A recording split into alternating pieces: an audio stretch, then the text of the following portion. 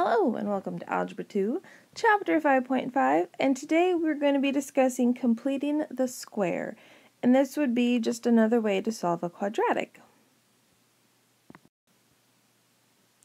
So before we get started on completing the square, we need to look at this example that says find the value of c that makes x squared minus 3x plus c a perfect square trinomial. Well, so if you remember from the other day when we were reviewing factoring, a perfect square trinomial is one in the form a squared, either plus or minus 2ab plus b squared. Now we're going to simplify this a little bit and we're going to make a be 1.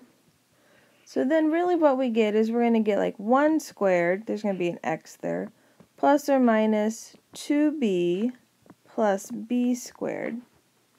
So if I want to find c, and c is going to be this number here, okay, I'm going to take half of the middle number, because that's going to get me just b, right? Half of 2b is just b, and then I'm going to square it to get that number. So that's what you're going to do here.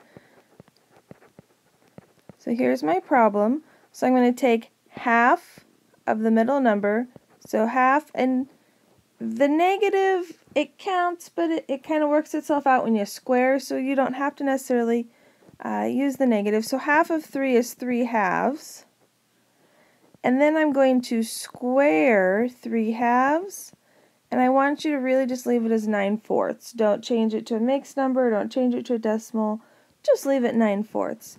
So that is what c needs to equal for this to be a perfect square. Then it says to write the expression as the square of a binomial.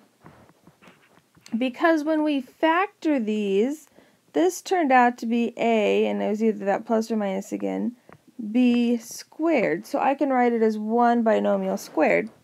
So this is x squared minus 3x plus 9/4. I can write this as x minus, because it has to match that sign there, x minus 3 halves squared. So look at that. Notice I took the square root of 9/4, that was the 3 halves, but I did that over here too. I took like the square root of b squared and made it just b.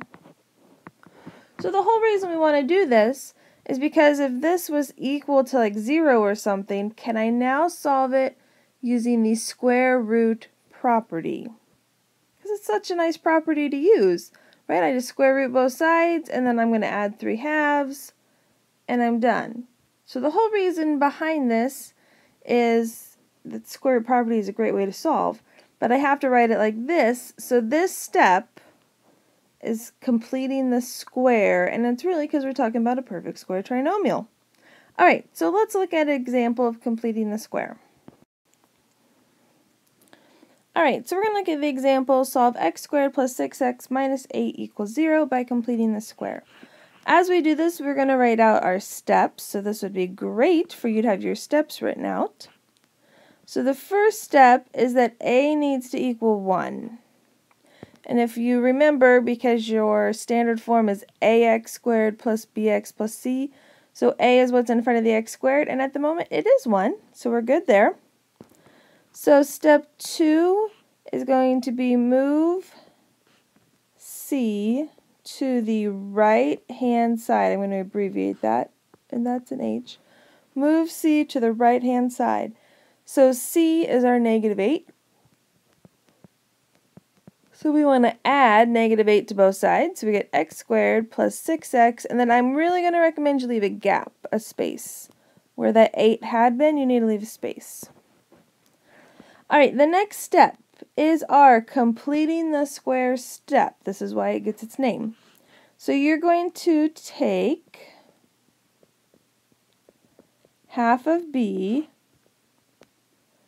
square it, and you want to add it to both sides.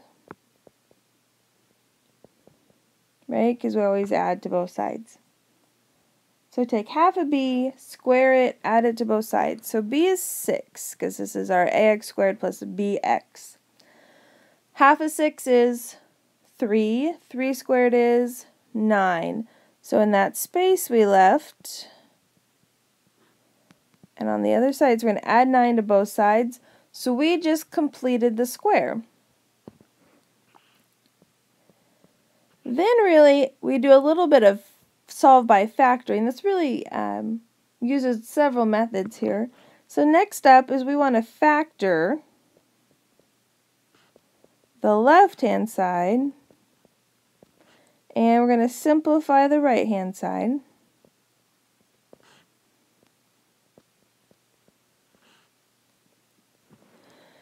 The key to this when you factor is you really want to write it as one binomial squared. Don't write it as two binomials, because as a perfect square trinomial, this factors into one binomial squared, and it's x plus 3. And if you want to kind of check that by foiling, if you take x plus 3 times x plus 3, you should get x squared plus 6x plus 9. So that equals 17. And then we should just say finish with square root property.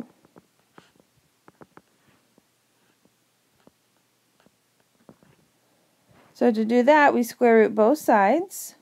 So we get x plus 3 equals plus or minus, and we can't break up the square root of 17, so we leave it. And then we're going to subtract 3 over and put it in the front, so we get negative 3 plus or minus the square root of 17. So there is your answer. Alright, so do you have your steps written down? Because you need your steps. So we're going to look at another example, and we're going to use that same list of steps, except I'm not going to write it down again. So the first step, though, was does a equal 1? And in this case, it doesn't. But it has to. For you to use this completing the square step, a has to be 1. So your first step is going to be to divide everything by 3. So we're going to get x squared minus 4x plus 16 thirds, just leave it, don't make it a decimal or mixed number, equals 0. Then move c to the other side, so I'm going to subtract 16 thirds to get c to the other side. And I'm going to leave a gap when I do that. So negative 16 thirds. And then this is my completing the square step. I'm going to take half of 4, and you could do negative 4. So half of negative 4 is negative 2, but negative 2 squared is positive 4. So that's why I say you can ignore that negative. Okay. Alright, so we want to factor the left-hand side. So this is going to be x minus 2 squared, okay, because of that negative sign in there, equals, so for me to add these, I'm going to need a common denominator here real quick. So if we do times 3 on the bottom, it's going to be 12 on the top, times 3 is 12. So this is going to be negative 4 thirds, alright. So then we finish with square root property, so we're going to square root both sides. I'm going to come over here to finish. So I'm going to have x minus 2 equals, what do we always put on the other side, plus or minus. So now that we've talked about complex numbers, you can take the square root of a negative number.